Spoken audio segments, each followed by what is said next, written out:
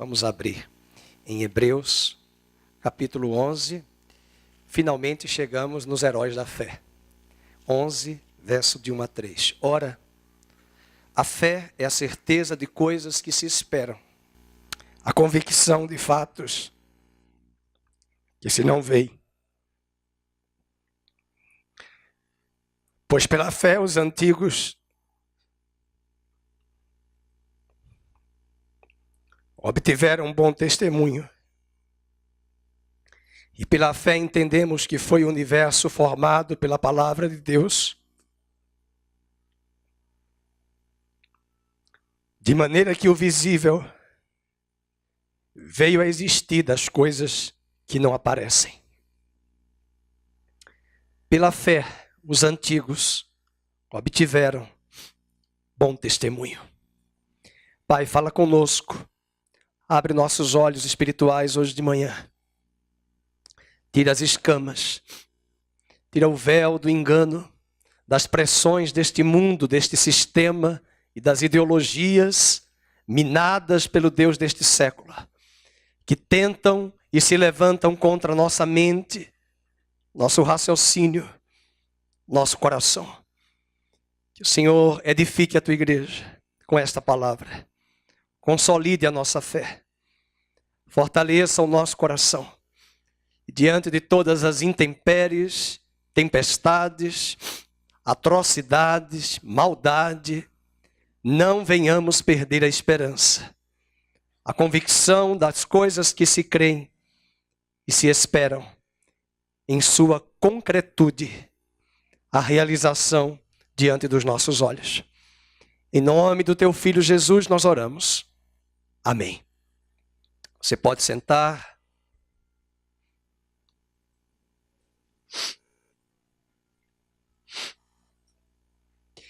A tese do autor de Hebreus é a superioridade de Cristo. A tese do autor de Hebreus é que a velha aliança foi substituída pela nova aliança. Até o capítulo 10 de Hebreus, o que só estudamos e refletimos aqui é que Jesus é maior que os homens, Jesus é superior aos anjos, Jesus é superior a Moisés, capítulo 3, eu estou na ordem. Jesus é superior ao descanso do sábado, porque ele é o sábado.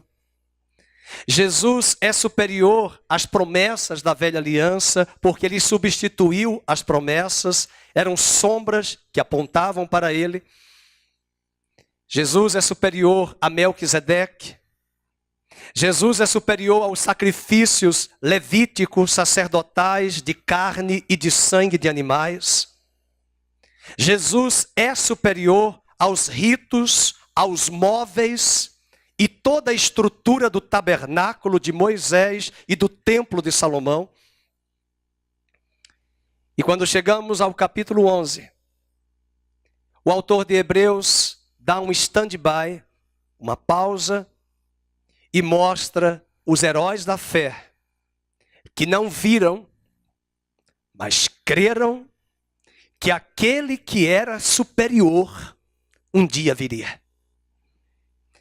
O autor de Hebreus tinha acabado de nos dizer no capítulo 10 que ele morreu e voltará uma segunda vez para reinar. E a tese do autor de Hebreus no capítulo 10, principalmente no final do 9 e no 10, é consolidar uma comunidade de fé. A igreja, que ela não perca a fé, a esperança e o amor. Porque aquele que prometeu em breve virá e voltará para reinar. Se voltarmos um pouco antes, Hebreus, capítulo de número 10, com certeza não foi Paulo que escreveu Hebreus, acredito que não tenha sido ele, mas Paulo disse em suas cartas 3 palavras-chave que ele cita em Corinto, que nós não podemos perder na igreja dos últimos dias. Paulo diz em Coríntios 13, que a fé, a esperança e o amor, o maior destes é o amor. Então o autor de Hebreus está falando até o capítulo 9 de todas as coisas da velha que eram inferiores àquele que é superior. No 10 ele diz, é preciso manter essas três coisas, esses três elementos coesos na comunidade da fé. E depois ele vai para o capítulo 11 para mostrar a mim e a você os heróis da fé. O que eles trilharam, o que eles enfrentaram, o que eles passaram, como nós estamos passando. Perdas, angústia, opressão, escárnio, zombaria, desprezo, morte dos entes queridos. E nesse caso especificamente, eles estão perdendo seus entes na perseguição da igreja, dos romanos à igreja. E ele diz que essa comunidade da fé, capítulo 10, verso de número 22, ele vai falar dos três elementos. Aproximemo-nos com sincero coração, em plena certeza de fé. Versículo 23, guardemos firmes a confissão da esperança. E depois ele diz no 24, consideremo-nos também uns aos outros. Olha a importância da igreja. Considerar o meu irmão. Considerar que a perda, que as famílias estão desfalcadas de seus parentes, também é uma perda nossa. Considerar que a luta do meu irmão também é minha. Considerar que o luto do meu irmão também é meu. Considerar que a vitória e a alegria da promoção do meu irmão naquela empresa é uma vitória minha. E nós precisamos congregar, a tese do autor de Hebreus diz que nós precisamos congregar para sermos estimulados uns aos outros. De muitas décadas atrás, nos Estados Unidos, surgiu um movimento, Cristo sim, igreja não. Errado. Porque quem ama o noivo vai amar a noiva do noivo. Eu dizia na escola bíblica, uma vez uma irmã falou para mim acerca de um pastor de onde eu trabalhei numa igreja, e disse assim, eu gosto do pastor, mas eu não gosto da esposa dele. Eu caco no meu botão, inveja, fofoca, intriga. Mas eu disse para ela em Coríntios, quem ama a sua carne e morde? Você ama você? Então vai morder você? Então como é que se os dois são uma só carne, aí vem alguém e diz assim, eu amo o pastor, eu não gosto da esposa do pastor. Se não gosta, é preciso aprender a amar. Porque Deus nos amou quando nós ainda o odiávamos e éramos seus inimigos. E Paulo diz que se os dois são uma só carne, como ele, um deles vai odiar a sua própria carne? Não. Então, o congregar no verso 24 diz, consideremos-nos também uns aos outros para nos estimularmos o quê? Duas coisas, ao amor e às boas obras. E não deixemos de congregar-nos, como é costume de alguns. Antes façamos admoestações e tanto mais quanto vedes que o dia, com D maiúsculo, que é o dia do Senhor, se aproxima. A tese do autor de Hebreus aqui é que essa comunidade da fé, da igreja, precisa ter esses três elementos: fé, esperança e amor. Vamos agora para o capítulo 11, que acabamos de ler. Agora ele vai trazer o conceito de fé. O que é fé? Veja o versículo 1 do capítulo 11. A fé, vamos ler todos, é a certeza de coisas que se esperam, a convicção dos fatos que se não veem. Bem, eu quero trabalhar hoje, eu não vou falar tanto de fé, mas eu quero falar de fé com esperança. Porque a fé me leva a crer naquilo que eu não vejo. E se eu não vejo, é porque eu estou esperando que aquilo que eu creio venha se concretizar. Fui claro? A fé trabalha junto com a esperança. nós temos, como disse Paulo aos Romanos, uma bendita esperança. E se nós aguardamos nessa esperança, cremos. Então eu quero trazer 3 considerações importantes que você vai anotar e refletir em casa. E a igreja precisa refletir o que é preciso termos de fé e esperança frente aos heróis da fé que vão ser citados a partir do versículo 4. Eu não vou trabalhar hoje os heróis da fé. Dá uma olhadinha nesse capítulo, vamos ver aqui o capítulo 11, verso 4 até o finalzinho. É um capítulo extenso, até o versículo 40. O que é que nós temos nesse capítulo? Uma boa parte dos heróis da fé do Velho Testamento. E por que o autor de Hebreus está trazendo isso? Vejam, olhem para mim. Ele está trazendo esses heróis porque até o capítulo 10 ele apontou tudo o que era sombra que levava para Cristo. Essas sombras, esses heróis da fé, creram. Agarraram-se a elas. Só que eles estavam esperando aquele que era superior àquilo que eles se agarraram, que eram as sombras. Acontece que as sombras já foram trocadas pela luz do mundo que é Cristo, que deu lugar a todas as alegorias que apontavam para ele.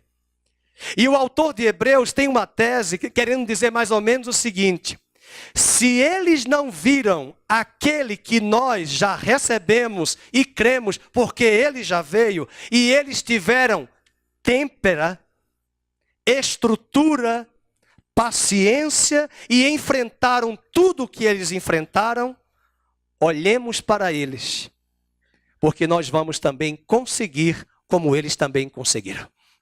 E eles olhavam para aquilo que era sombra. Nós olhamos para aquele que é o autor e consumador da nossa fé. Por isso que termina o 11, começa o 12 e diz: corramos com perseverança a carreira que nos está proposta, olhando firmemente para o autor e consumador da nossa fé. Mas para quem eles olhavam fisicamente? Para as sombras que apontavam para ele. Mas ele já veio. Eu não preciso mais das sombras. Mas a tese do autor de Hebreus é: sabe do que você precisa? Sabe do que eu preciso? Olhar as pisaduras desses heróis e ver o que eles trilharam, fizeram para manter esperança, fé e amor alinhados naquele que haveria de vir, que já veio, mas que em breve voltará.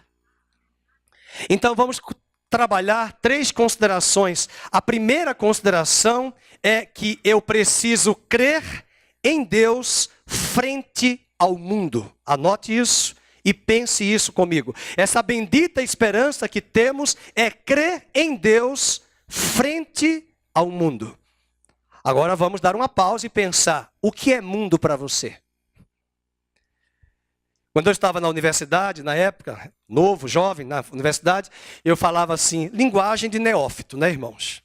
Eu saí do mundo e eu tinha uma colega que dizia: mas você é um fantasma?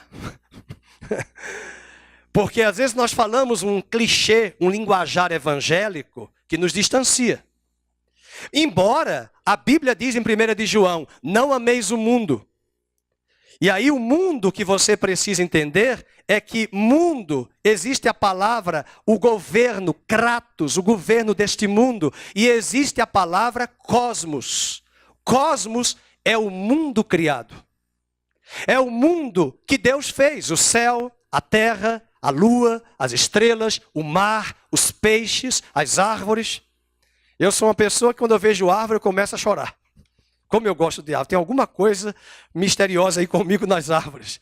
Quando eu vejo uma árvore grande, robusta, onde foi que eu estava essa semana? Eu fui orar num terreno para uma pessoa que vai se mudar aqui em Campinas, de trabalho, e ele está alugando aquele terreno. E eu fui orar e vi muitas coisas ali desagradáveis do lado, que não convém aqui dizer. Mas quando eu, de repente eu olhei para a árvore, uma árvore robusta ali, na norte e sul, eu comecei a chorar.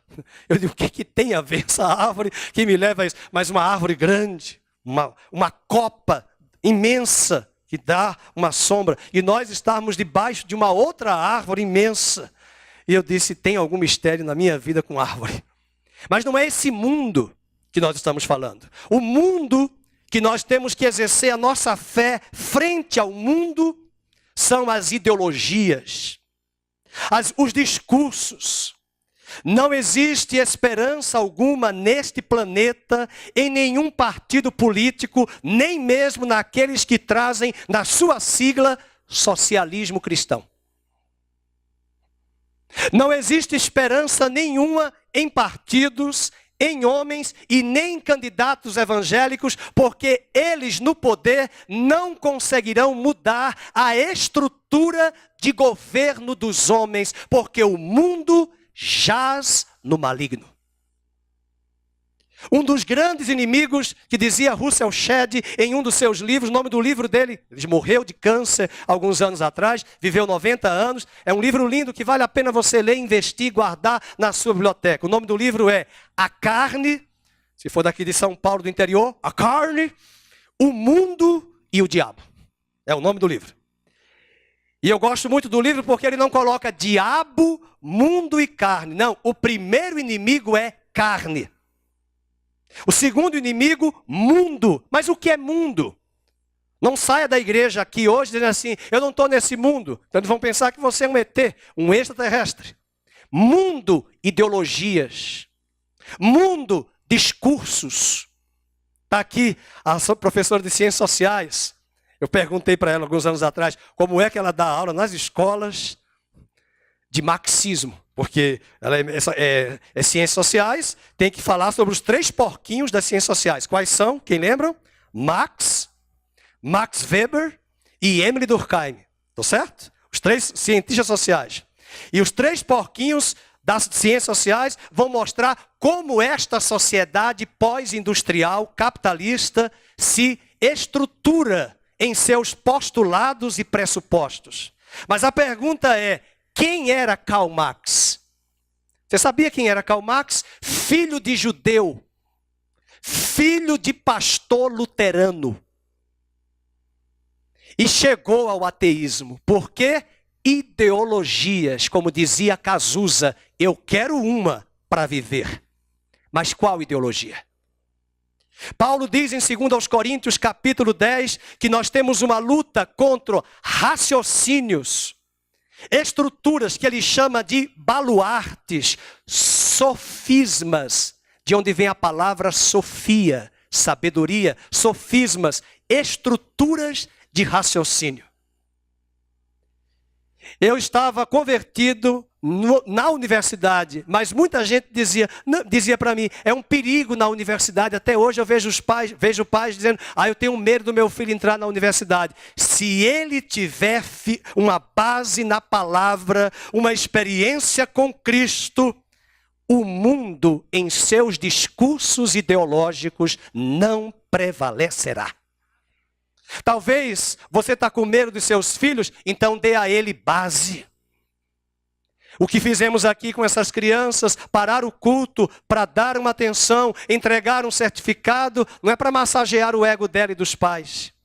É para que um dia elas olhem para esses certificados e digam, eu conheço, e mais do que receber, possam dizer com 20, 30 anos que conhecem a história de José, de Abraão, de Isaac, de Jacó, de Sansão, com seus deslizes, com suas quedas, de Paulo, de Timóteo que se encontrou com Paulo, que o próprio Paulo diz, tu conheces as sagradas letras, desde a tenra infância, não que a EBD te ensinou, que a tua avó Lloyd e a tua mãe Eunice ensinaram as sagradas letras desde a tenra infância.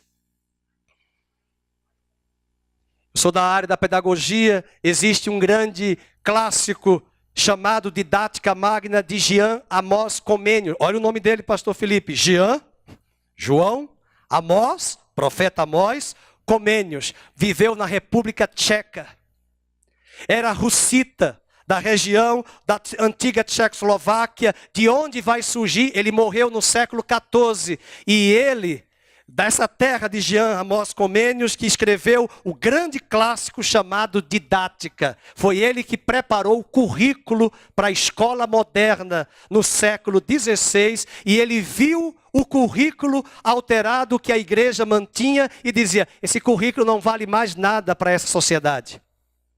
É preciso preparar um currículo para a sociedade que está vindo com a modernidade. Mas ele escreve o tempo todo no livro, e os pagãos são obrigados a ler na universidade a didática magra. Se eu perguntar aqui aos pedagogos, quem ouviu falar de Comênios? Se não ouviu, não fez pedagogia. Porque tem que estudar na história da educação Comênios. E Comênios dialoga a Bíblia inteira, de Gênesis a Apocalipse, nesse livro, dizendo que a visão da Bíblia é formar valores e ensinar esses valores ao homem. E sabe o que ele diz? No livro dele, de Didática Magna, ele diz, olha a frase dele: é mais fácil expurgar o cavalo de Troia do que expurgar todas as ideologias na cabeça de um jovem de 15 anos em diante. E ele pergunta na didática, como fazer isso, evitar isso? Ensinando os valores na cabeça de uma criança, da infância até a juventude. Você pode dizer um amém?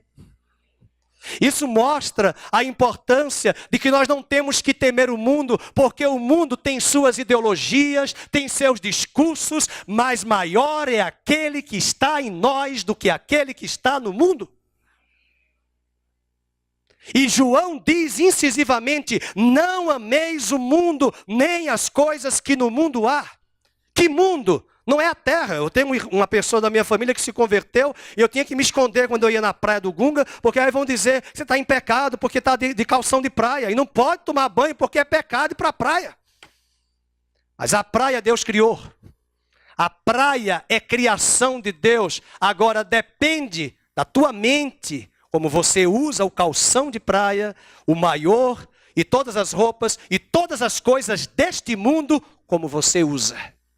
Para que usa, como usa, motivações, isso vai depender do teu coração. E João vai dizer, se não ameis o mundo, nem as coisas que no mundo há, porque tudo que há no mundo, a concupiscência dos olhos, da carne e a soberba da vida. Então, o primeiro ponto aqui a considerar é crer em Deus frente ao mundo. E quando nós começarmos a falar desses heróis, dá uma olhada sobre Moisés. Meus irmãos, Moisés era culto. Meus irmãos, Moisés era o homem mais poliglota. O autor de Hebreus diz no capítulo 11, e o evangelista Lucas no capítulo 7 de Atos, diz que não havia alguém mais instruído e culto em todas as ciências do Egito. O que hoje é Harvard, era o Egito.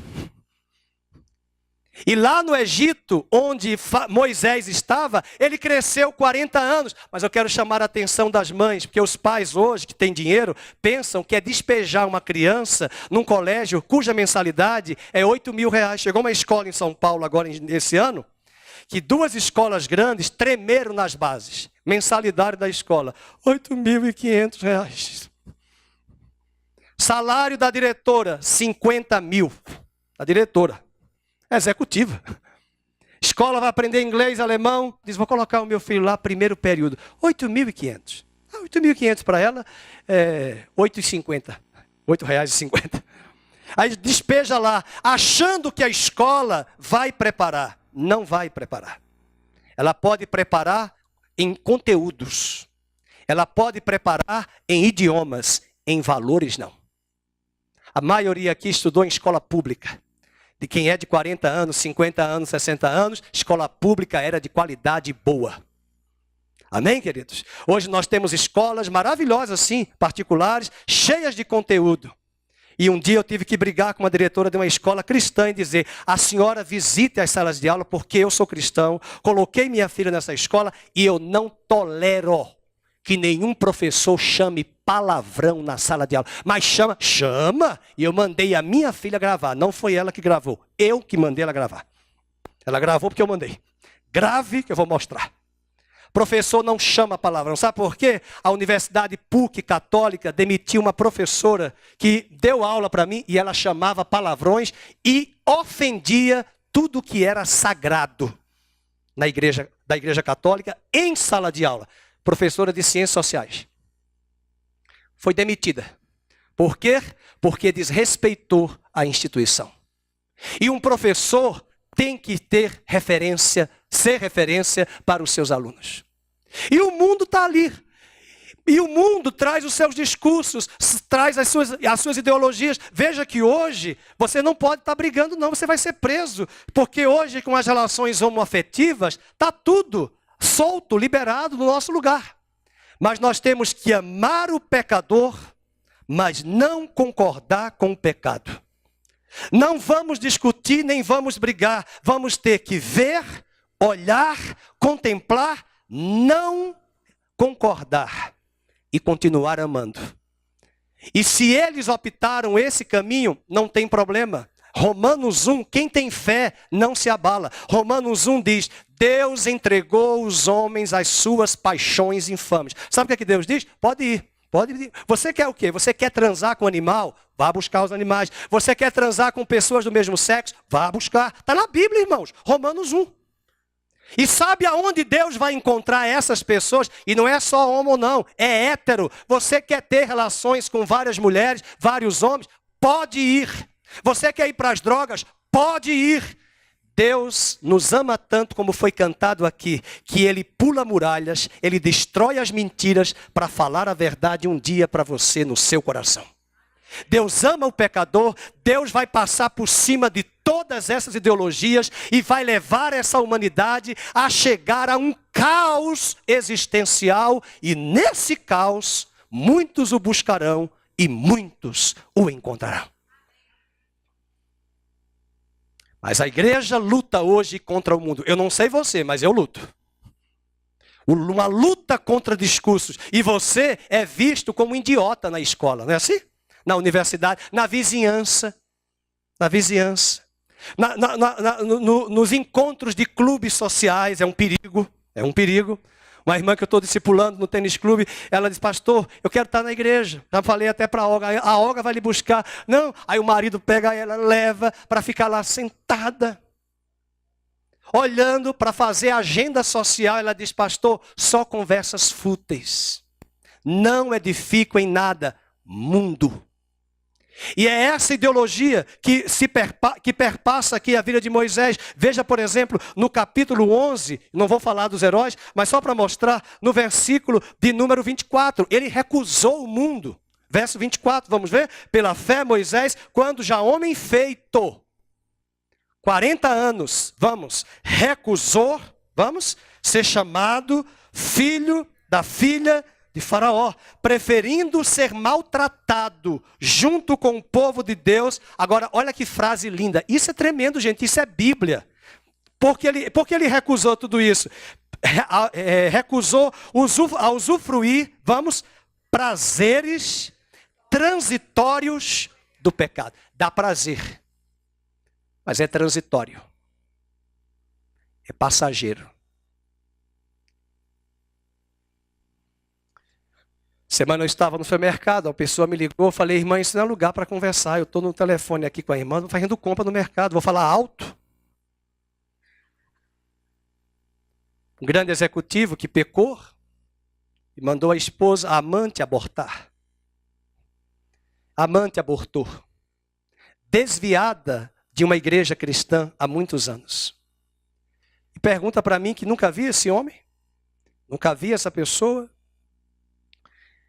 E ela queria, e eu falei com amor, porque eu conheço a pessoa que me ligou, disse, olha, você vai dizer o seguinte, para essa amante que conhece a verdade, diga para ela que das 3 pessoas envolvidas, ela, o amante dela, que é um homem casado, e a mulher casada, de quem Deus vai cobrar mais? Na sua opinião. Pergunto para a igreja agora. Vai cobrar dela que conhece a verdade. E se ela já fez o aborto, e já matou a criança porque o homem pediu, recomendo a esse homem dizer toda a verdade para a esposa, antes que ela saiba por essa. E quem sabe é nessa hora do abalo, porque ele disse, eu posso perder meu cargo, minha posição na empresa. Porque executivo, irmãos, é CEO. Eu vou perder tudo. E quando se perde tudo, se ganha Cristo. Falei isso, mas a bomba foi pior para mim. A bomba foi, os amigos dele disseram, outros executivos, deixa que a gente resolve. A gente vai de luva, olha, pega uma meia de esporte, de algodão, põe cocaína e joga na garganta dela. Para que ela tenha overdose de cocaína. E morra e ninguém vai saber. Mas os anjos vão ver. E Deus verá. Ele não vai fazer nada disso. Eu fui recuando, eu digo, irmã, eu estou no supermercado. Desliga esse telefone que é caso de cadeia. Daqui a pouco, de polícia. Então veja. Aí você ouve uma história dessa, sabe o que é que muitos pensam? É assim, o mundo é assim. Não, as coisas estão indo assim, tudo é normal. Não é normal, isso é mundo. Isso dá prazer. Tem coisas que dão prazer porque essa pessoa se contentou em ficar com esse homem casado, porque dá prazer. Tem status, tem viagens, tem restaurantes finos, tem roupas finas, tem lugares bons para conhecer com ele. Eu vou usufruir, mas é transitório. É efêmero, é passageiro, e você tem uma eternidade gloriosa, que você vai reinar com Cristo em breve na terra, e aqueles que resistiram ao mundo, ao pecado e à carne, que disseram não para a carne e o mundo sim para Deus, reinarão com Cristo em glória. Valerá a pena. Satanás está seduzindo uma geração para dizer que nós temos que viver a vida igual o grande filósofo da Grécia, Epicuro ou Epícoro, que dizia que a vida se resume em prazer. E por causa desse discurso ideológico, filosófico dos epicureus, os romanos absorveram a frase e criou-se o velho adágio popular: comamos e bebamos que amanhã morreremos. É uma sociedade que quer ter prazer, basta ter prazer, eu quero sentir, eu tenho hormônio, eu tenho energia. A Bíblia diz diferente, jovem, toda energia que você tem, canalize para Deus. Canalize para o reino. Quantos irmãos aqui com 80, 90 anos? Aqui não tem 90, 80, 70, que eu peguei uma irmã de 90 anos, uma senhora, essa semana, para discipular, e eu fiquei até com a minha esposa comovida. Ela disse, eu estou com 90 anos, eu não tenho tempo a perder, pastor. Eu não tenho tempo a perder. Eu quero conhecer a palavra. A nora deu a Bíblia de presente para ela. A nora deu de presente. E ela, sedenta da Bíblia, apaixonada pela Bíblia, pediu para que eu fosse lá para ensiná-la a ler a Bíblia e por onde começar, porque ela foi professora. E ela foi para uma religião do ocultismo, que não convém aqui dizer o nome. E quando eu estou nessa casa, olha a luta, e o inferno não está satisfeito, para ganhar essa senhora, falando de Jesus para ela, e ela já entendeu o evangelho, ela quer estudar a Bíblia. Enquanto eu estou na casa dela, 3 ladrões tentaram entrar na minha casa essa semana na hora. E arrombaram o portão, entraram na garagem e ainda queriam entrar em casa. Com a minha filha e minha esposa dentro de casa. 9h30 da noite. Enquanto eu voltava às pressas correndo, angustiado, Deus tranquilizou meu coração e disse, batalha, exerça a fé, exerça a fé, não pregue, exerça. E vem os medos, e vem as angústias, e vem as aflições. No mesmo dia nós estávamos aqui, passamos a semana inteira orando. Eu não dormi da quinta para a sexta, minha filha não dormiu. E na sexta eu disse, Senhor, eu estou exausto, eu não consigo, eu não vou para a reunião de oração. Como eu vou? Só dormi 1 hora. Eu não vou, mas eu vou ficar em casa, na cama, orando, pedindo a Deus, pelos mesmos motivos. Não cederei às armas que Deus me entregou. É batalha, meus queridos. É batalha. O mundo vem, e o mundo vem com seus ardis para quê? Para nos tentar recuar, paralisar, abandonar, deixar. É batalha, é uma batalha cruenta, é a batalha da última hora. E Moisés foi chamado por Deus para deixar de lado esses prazeres transitórios. Porque vamos ler o 26 agora? Porque considerou o opróbrio de Cristo, por maiores riquezas do que os tesouros do Egito, porque ele não viu, mas ele contemplou. Ele contemplava o quê? O galardão. E aí veja, fé vai me levar à ação. Não adianta só ter fé, ação. Se eu tenho essa fé, isso aqui é transitório.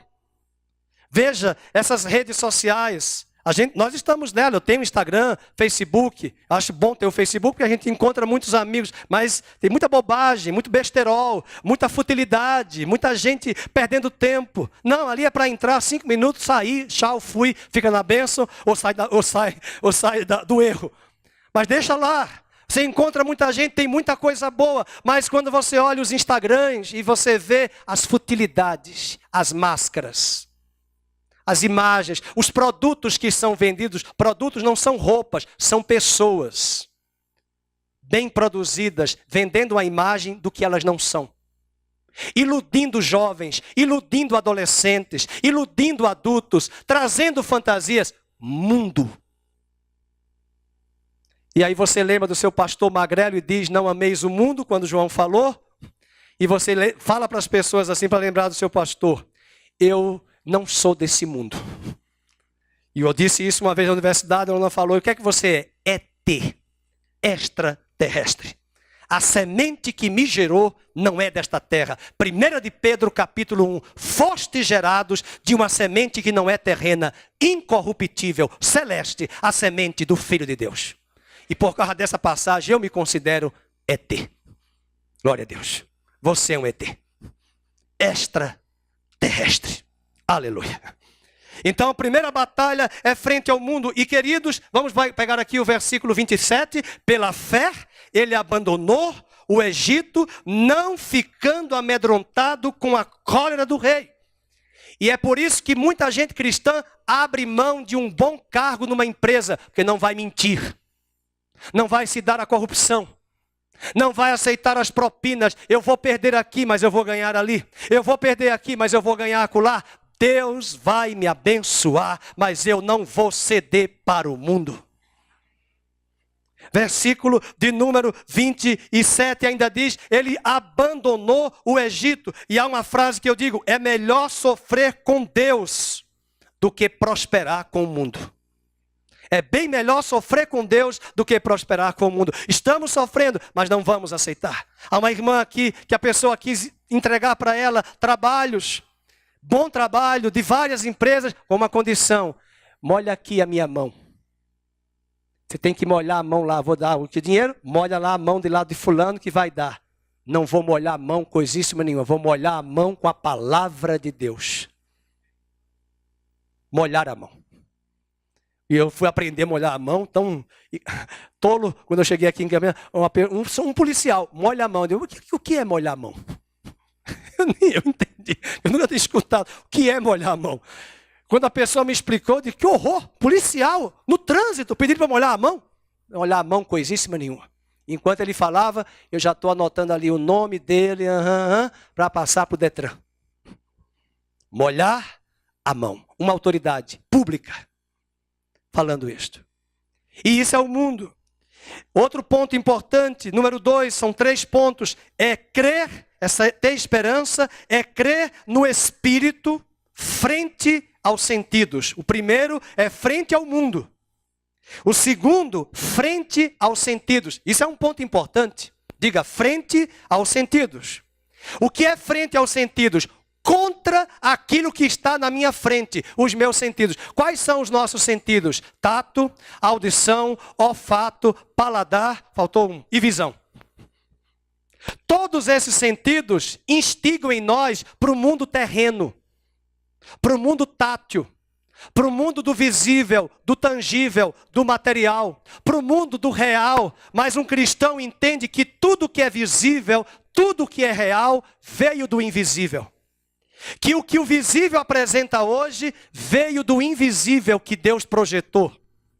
E nós não olhamos atentamente naquilo que estamos vendo, sentindo, tateando. Nós olhamos aquilo que esperamos e cremos que um dia Ele virá e restaurará todas as coisas.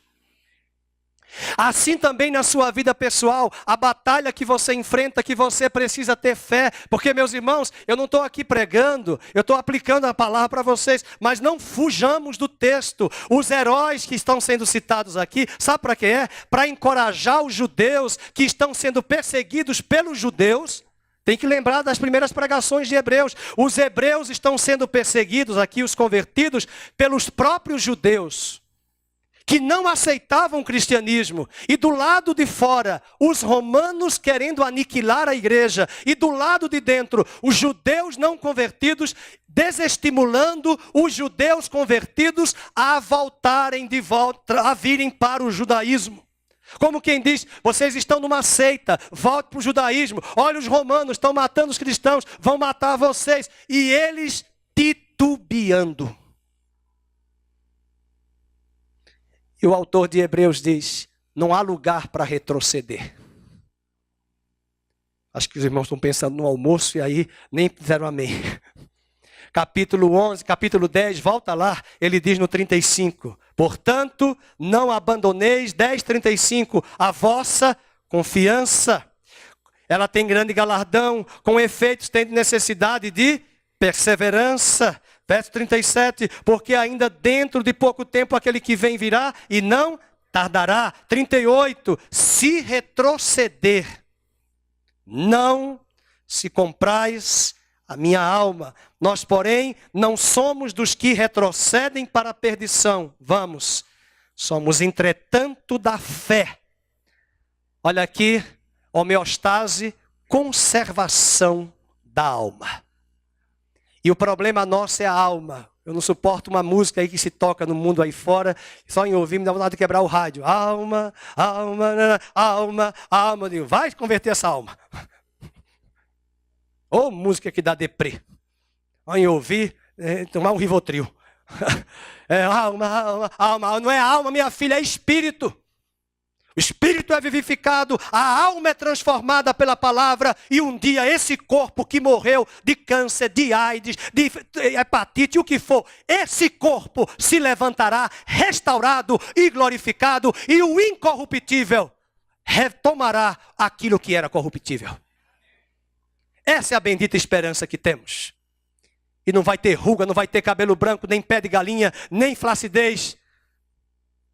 Vai ser um corpo, como diz Isaías 65 e o capítulo 66, que uma criança, um jovem de 100 anos, será uma pessoa de 100 anos, será uma criança. Olha que maravilha. Diga amém, irmãos. Já pensou? Você com 100 anos é uma criança. Porque não vai ter problemas na epiderme. Não vai ter mais problemas. Por quê? Porque o corruptível será revestido da incorruptibilidade. E nós precisamos ter esperança. E sabe por quê? Abra sua Bíblia em 2 Coríntios capítulo 4. Ele falando dos sentidos. Porque nós nos atentamos naquilo que vemos, naquilo que olhamos, naquilo que percebemos. Mas Paulo diz que nós não podemos andar por aquilo que vemos. Capítulo 4, verso de número 7. 2 Coríntios. Tu, porém, tem este tesouro de barro, para que a excelência do poder seja de Deus e não de nós. Em tudo somos atribulados, porém não angustiados, perplexos, porém não desanimados, perseguidos, porém não desamparados, abatidos, porém não destruídos, e levando sempre no corpo o morrer de Jesus, diga no corpo, para que também a sua vida se manifeste em nosso corpo. Versículo de número agora 16. Por isso mesmo não desanimamos. Vamos ler agora em voz alta. Pelo contrário, mesmo que o nosso homem exterior se corrompa, contudo, o nosso homem interior se renova dia em dia. E ele diz no 18, agora sim, tem tudo a ver com Hebreus que falamos frente aos sentidos. 18. Não atentando nós nas coisas que se veem, mas nas que se não veem. Porque as que se veem são temporais, e as que se não veem são eternas. Às vezes você fica desanimado porque no processo seletivo você não entrou naquela empresa. Se você não entrou naquela empresa, olhe com a ótica de Deus. Quem sabe se eu entrasse aqui, o orgulho me tomaria e eu seria uma pessoa afastada de Deus.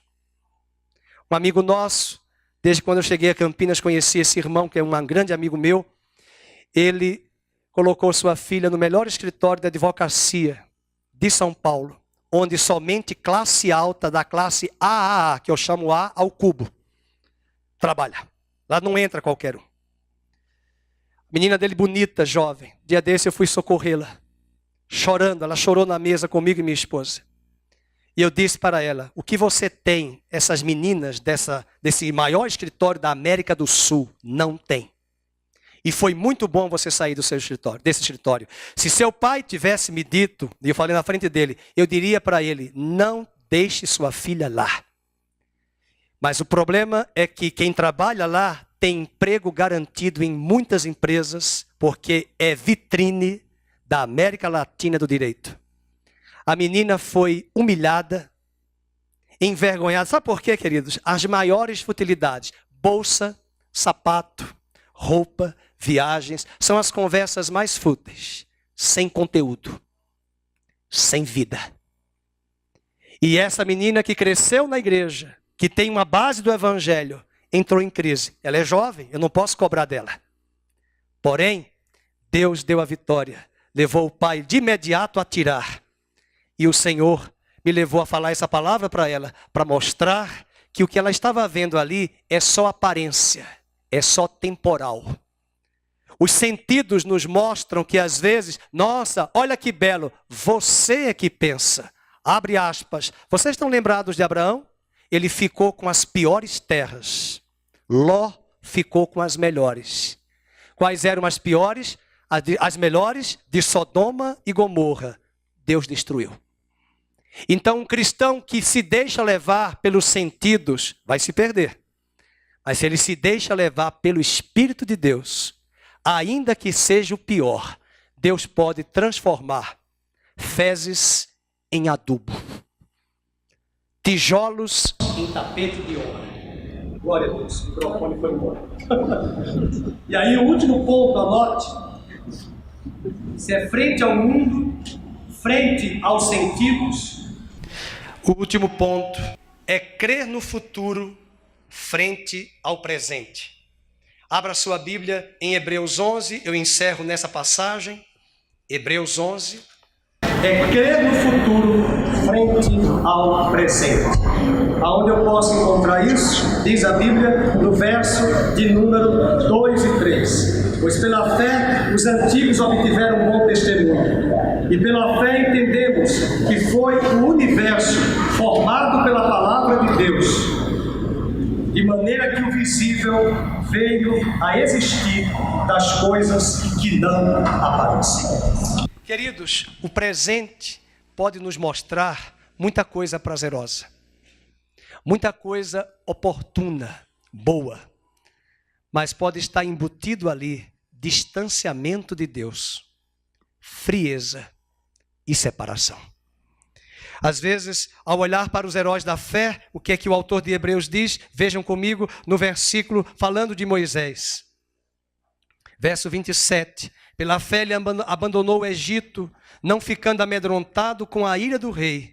Antes permaneceu o quê? Firme como quem vê aquele que é invisível. E é esse convite que Deus quer.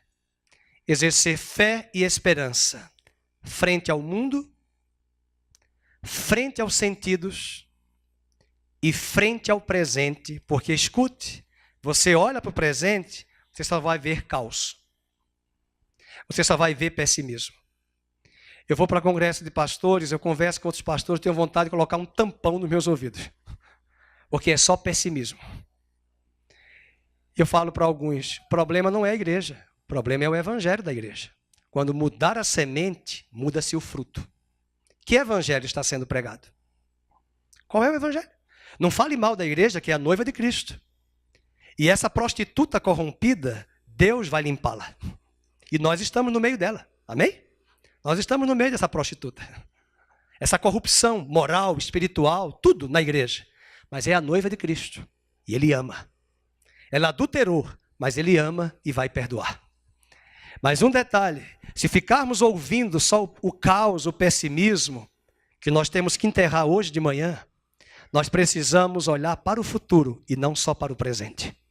Está aqui, o mundo está assim hoje, mas o Senhor virá e vai restaurar a ordem de todas as coisas. Por que o diabo quer destruir Jerusalém? Porque ele sabe que Jerusalém vai ser a capital do reino de Cristo. E vamos destruir. Aí o Trump vai lá, o Trump ficou sozinho, é um doido, é um palhaço. E Deus usa o doido mesmo, pega o louco, porque se fosse um bem certinho, não vai fazer. Porque é tão racional, tão weberiano, tudo bem sistemático, que não vai dar certo. Aí tem que usar um doido, um louco, para chegar lá, vai ser embaixada em Jerusalém. Só 2 países abraçaram.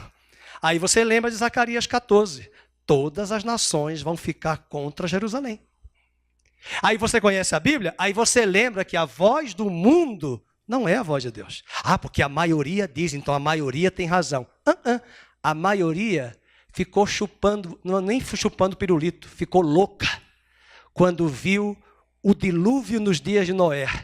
E 100 anos a família de Noé, 8 pessoas. Ele virá. Cala a boca, pega esse louco aí no Oriente Médio, na Terra Seca, vai ter dilúvio nada, fazendo um Titanic. Para com isso, Gagá, vai embora. E o dilúvio veio. E quando veio, aí eu falo para minha filha e para os jovens e adolescentes e todos eles, a voz do povo não é a voz de Deus. Mas todas fazem. A maioria faz. Quando ele voltar, a maioria vai ficar despida. Você tem vergonha de ficar nu na frente das pessoas? Que uma boa parte aí não tem, né? Hoje a gente sabe disso. Mas eu tenho, ainda mais magro desse jeito, né? Quer dizer, veja só para ver osso. Então, eu tenho vergonha de ficar nu. Essa semana eu fui no meu médico urologista, eu digo, doutor, não pegue nas minhas costelas, eu passo mal. Não pegue. E ele foi apalpando, não pegue. E ele foi, não pegue, eu não gosto, só tem osso.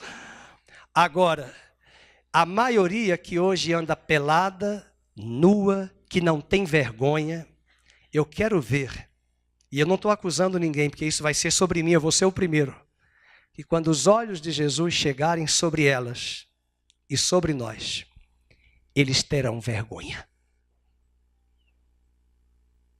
E um detalhe, queridos, quem lê a Bíblia sabe, Jesus não vai falar nada, só vai olhar. Aquele testemunho de judeu de 14 anos, morreu, ressuscitou, voltou para a sinagoga, os judeus mandaram ele falar. Ele disse, eu não sei quais foram, se um dia eu conhecer esse jovem, eu vou perguntar quais eram os seus pecados com 14 anos de idade. Quais são esses pecados? 14 anos de idade. Ele disse que quando ele entrou na eternidade, ninguém falou nada. Ele olhou para ele e disse, eu não tenho as vestes, eu acho que eu tenho que voltar. Porque ele olhou as vestes das pessoas de branco, um branco reluzente. E ele disse, está faltando a vida de Cristo te cobrir. E ele pediu para voltar. Deus não falou com ele logo. Ele disse, o Messias está aqui. O Messias está aqui. E ele começou a enxergar as misérias dele. Eu tenho que voltar. Mas aquele que tem Cristo já está vestido, justo, e reinará. E nós não olhamos essas futilidades do presente. Nós não ficamos olhando as notícias do jornal das 18 horas que ali se espremer sangue. Nós olhamos a promessa de que esta terra em caos será restaurada. Você tem essa fé? Não diga que tem, porque eu não tenho. Eu quero ter. Vamos ficar de pé. E se você quiser aumentar a sua fé, examine as Escrituras.